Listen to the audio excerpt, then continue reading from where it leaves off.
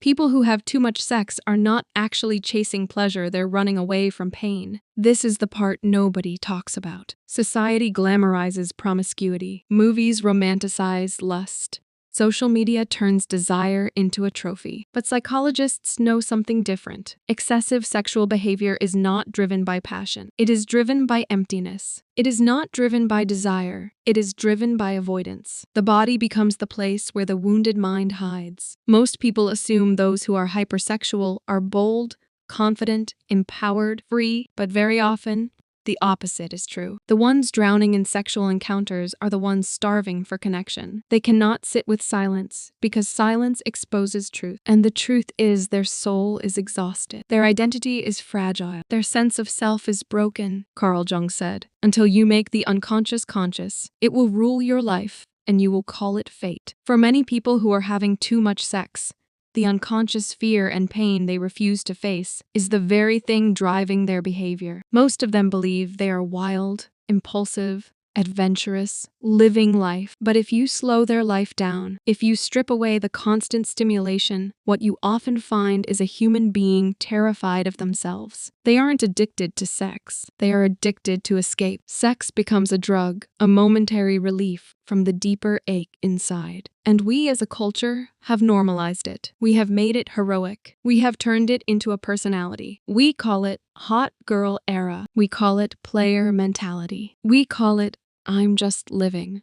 But what if that living is a slow emotional death? What if all those late nights, all those random bodies, all those temporary highs are actually just ways to avoid one unbearable moment, being alone with your own truth? People who have too much sex often do not feel anything deeply anymore. They have detached from their hearts. They have separated their physical body from their emotional being. Their sexual encounters are like fireworks, loud, bright, intense, but gone instantly, leaving a cold sky behind. They experience sensation without meaning. They experience thrill without intimacy. What looks like liberation on the surface is often anesthesia underneath, because real intimacy requires vulnerability. Real intimacy requires being seen emotionally, not just physically. And these people do not want to be seen. They would rather be desired than understood, because being understood is terrifying. It exposes the truth that they are fragile inside. Sex becomes a shield. It becomes a way to avoid closeness. It becomes a way to avoid commitment. It becomes a way to avoid themselves. If you look closer, really closer, you will see patterns. The ones who sleep around easily, the ones who need novelty constantly, the ones who chase bodies like trophies, are often the ones who don't actually believe they are lovable without performance. Their childhood often taught them this. Love is earned. Love is conditional. Love is tied to how much you give, how much you offer, how much you provide. So they grew up believing love is something outside of them, something they must prove they deserve. As adults, they don't know how to simply be loved. They don't trust unconditional affection. It feels foreign. Their body becomes their currency. Seduction becomes their identity. Being wanted becomes their validation. And this is the psychology. They confuse being desired with being valued. There's a difference between pleasure and relief. Excessive sex is rarely about pleasure. It is about relief. Relief from loneliness. Relief from insecurity. Relief from self-hatred. Relief from emptiness. A person might say, I just needed to feel something. But really, what they mean is, I needed to feel less of what I was already feeling. So sex becomes a numbing tool. The climax is not satisfaction. It is sedation. Most of these people don't even enjoy sex deeply anymore. They enjoy the distraction before it. They enjoy the attention before it. They enjoy the anticipation,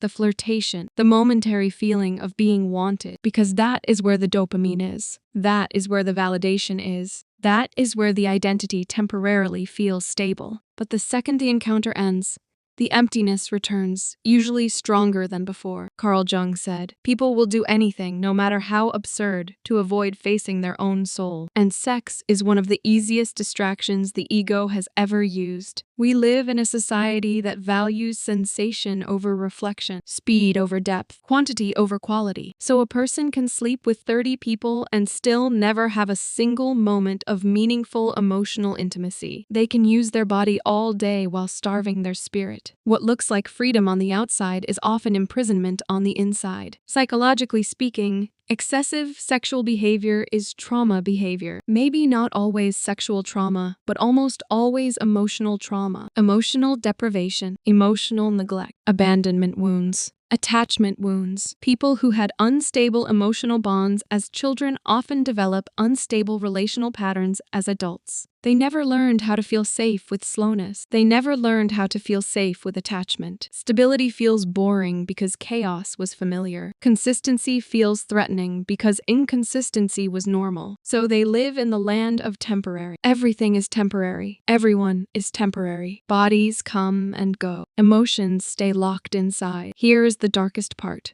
The person who uses sex to cope eventually kills their ability to feel intimacy at all. The nervous system adapts to chaos and rejects peace. The heart adapts to shallow and fears depth. The mind adapts to distraction and avoids presence. So real love becomes almost impossible. They sabotage anything real. They leave before they get abandoned. They keep everything shallow. They never let anyone inside. Because if someone ever got close enough, they might see the truth. I don't feel worthy of love. Sex becomes easier. Removing clothes is easier than revealing pain. Performing desire is easier than trusting love. This is not about shaming anyone. This is about telling the truth with compassion. People who have too much sex are not in love with sex. They are in love with the moment where they don't feel broken. They are in love with the instant where they feel wanted. They are in love with the tiny relief of not being invisible. And that's heartbreaking. Because you can have 100 bodies and still feel completely unloved. You can have people crave you, but never care for you. You can have people desire you, but never choose you. This is where healing begins. Healing begins when a person stops running, when they stop distracting, when they stop chasing stimulation, when they dare to sit in silence long enough to hear their soul whisper, "You deserve more than temporary." Healing begins when they face the truth beneath their behavior, when they dare to look in the mirror without judgment and ask, "What am I avoiding feeling?" Because whatever a person refuses to feel controls them. Whatever they refuse to confront becomes their master. Jung said,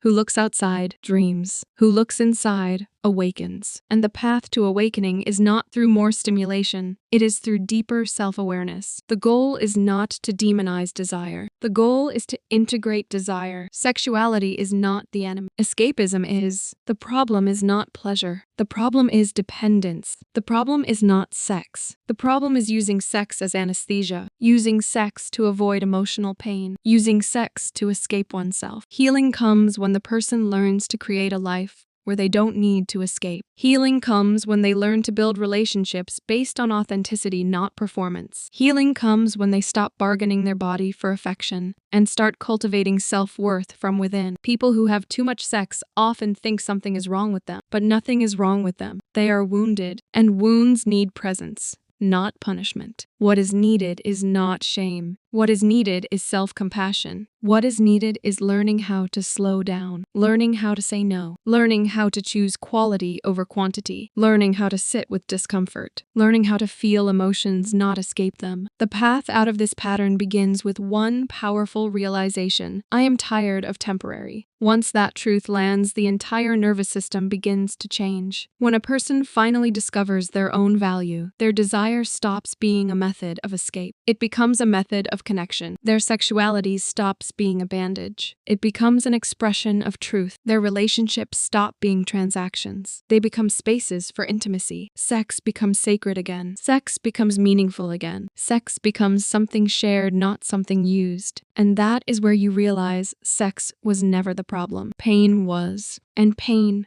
once faced, loses its power. The journey is not about having less sex. The journey is about needing less escape. The journey is not about suppressing desire. The journey is about integrating desire with consciousness. The journey is not about shame. The journey is about awakening. Because the greatest intimacy you will ever experience is not with another person, but with yourself.